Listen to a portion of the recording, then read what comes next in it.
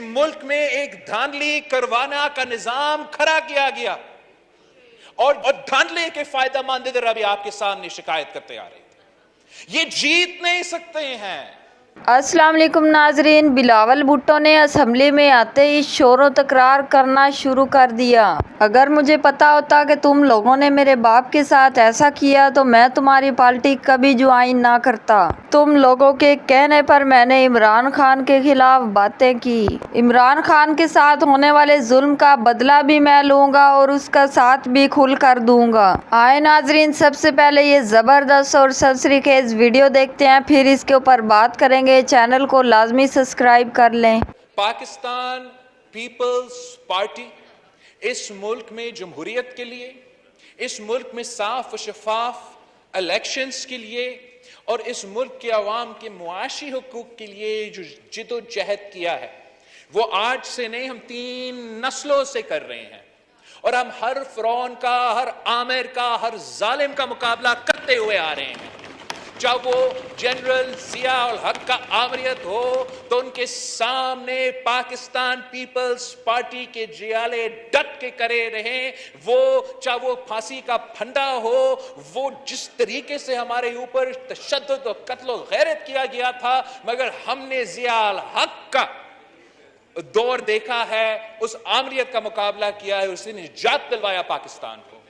پھر اس کے بعد پاکستان پیپلز پارٹی کو جو چھوٹے چھوٹے موقع ملے ہیں، وہ دھاندلی کے باوجود پاکستان پیپلز پارٹی کو حکومت کرنے کا موقع ملا ہے. ورنہ دھاندلی اس ملک میں اگر ہوتا تھا تو کسی اور جماعت کے خلاف نہیں ہوتا تھا، پاکستان پیپلز پارٹی کے خلاف ہوتا تھا. پاکستان پیپلز پارٹی کو روکنے کے لیے شہید ذوالفقار علی بھٹو، شہید محترمہ بینظیر بھٹو کی جماعت روکنے کے لیے اس جو صاف و شفاف الیکشنز کروانے کی تحریک ہے، جو جد و جہد ہے، وہ پاکستان پیپلز پارٹی لیڈ کرتی آ رہی ہے، آج سے نہیں 3 نسلوں سے. اور چاہے وہ ضیاء ہو، چاہے وہ مشرف ہو، کسی کی دور کی سلیکٹڈ ہو، صاف و شفاف الیکشن کا آواز پیپلز پارٹی.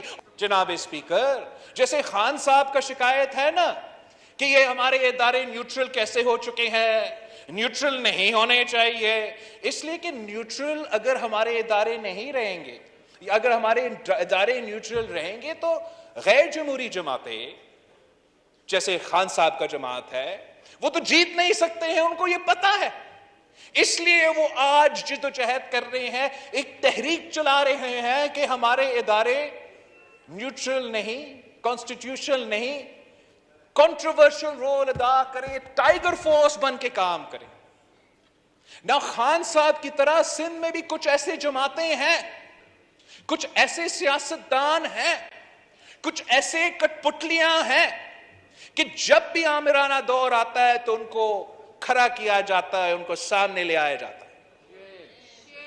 اور اب ان کا پورا سیاست کا امید خان صاحب کی طرح اس بات پہ کھڑا تھا کہ ہمارا ادارے نیوٹرل نہیں، کنٹروورشل ہوں گے، ہمارا ادارے اے پولیٹیکل نہیں، سیاسی پسند ناپسند کی سیاست خود کریں گے. اور جب ہمارے ادارے نیوٹرل ہونا شروع ہو گئے، چاہے وہ ہمارا الیکشن کمیشن ہو، ہمارا عدالت ہو، ہمارا دوسرے جو ادارے الیکشنز میں دلچسپی لیتے تھے، اور اس لوکل باڈی الیکشنز میں ان کا دلچسپی نہیں تھا، وہ اے پولیٹیکل نہیں تھا، وہ اے پولیٹیکل تھے، تو یہ لوگ پریشان ہونے شروع ہو گئے. اس لیے ان کو پتا ہے کہ اگر صاف و شفاف الیکشنز ہوں گے، اگر ادارے غیر متنازع رہیں گے، نیوٹرل رہیں گے، تو ان کا ضمانت ضبط ہو جائے گا. اور وہی ہوا. ان کو معلوم ہے کہ اگر وہ آج بھی یہاں کھڑے ہیں تو صرف اس لیے کہ 2018 کے الیکشن میں دھاندلی ہوا تھا اور ان کو ادھر بٹھایا گیا. ان کو معلوم ہے کہ اگر یہاں میرا وفاقی وزیر کا عابد بھائیو صاحب ہے تو بابل بھائیو شکارپور میں اس کا جو بھائی ہے وہ قید میں رہا ہے. سر، الیکشن کے دور میں قید میں تھا تو یہ آدمی سانس لے سکتا تھا اور الیکشن لڑ سکتے تھے. स्पीकर सिंध असेंबली के खिलाफ जब कार्रवाई चल रहे हैं, मेरे लोग दबे हुए हैं, तो शायद वो ऐसे निकल सकते हैं। जब साफ और शफाफ इलेक्शन होगा, जब हमें भी लेवल प्लेइंग फील्ड मिलेगा, तो उनको भागने का जगह नहीं मिलेगा जनाब स्पीकर। और ये सारे, मैं आपको बताऊं, इलेक्शन का एक दिन पहले सारे सिंध हाई कोर्ट में जमा हुए थे। वो कोशिश कर रहे थे कि लोकल बॉडी इलेक्शन से भागे। पूरा सूबा को नजर आ रहा था कि एक ही जमात हमारा नुमाइंदगी कर रहे हैं, हमारा ओनरशिप ले रहे हैं, इधर मौजूद है, दूसरे तो भागने की कोशिश कर रहे हैं। जो भागने की कोशिश कर रहे थे जनाब स्पीकर, क्या आप समझते हैं कि सिंध के अवाम उनको वोट देंगे? ये तो मुमकिन नहीं है। और आज मैं आपको कह रहा हूं जनाब स्पीकर कि अभी से इनका रोना शुरू हो गया, बस सिर्फ शुरू हो गया। इनको मजीद रोना धोना है, इसलिए उनको पता है कि फेज 2 एक महीने के बाद होने वाला है, और उसमें भी हमारा मुखालिफों का जमानत जब्त हो जाएगा इंशाअल्लाह। उनको नजर आ रहा है कि इतने सालों बाद हमें इंशाअल्लाह, अगर हमारा इलेक्टोरल रिफॉर्म्स हो जाते हैं, तो हमें सब नजर आ रहा है कि साफ शफाफ इलेक्शन होंगे, लेवल प्लेइंग फील्ड होगा। और जब लेवल प्लेइंग फील्ड होता है, आपको भी मालूम है, मुझे भी मालूम है जनाब स्पीकर, कि पाकिस्तान पीपल्स पार्टी का परफॉर्मेंस बेहतर रहता है। तो इनका डर ये है, इनका खौफ ये है कि इदारे एपॉलिटिकल रहेंगे, मुदाखलत नहीं करेंगे, और अगर मुदाखलत नहीं होता है तो पाकिस्तान पीपल्स पार्टी जीतता है।